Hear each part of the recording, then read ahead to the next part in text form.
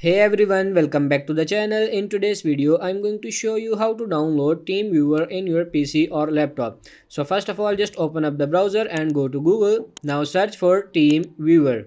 And here I open the website. So this one is the official website, as you can see, teamviewer.com. So I'm on the website here.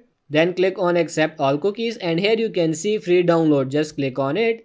So now once we are here, we just have to scroll down and we are going to download TeamViewer full client.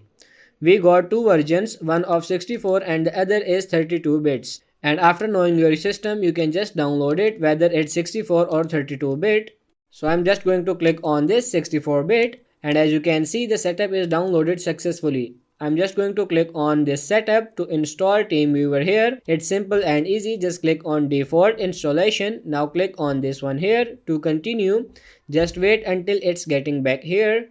And this is the installation process getting done. Now just click on this, toggle this option for the agreements and then click on continue. As you can see here, TeamViewer is installed and it's running successfully. Now we can easily use it. I hope this video was helpful. If it is, like it and subscribe to the channel. Thank you.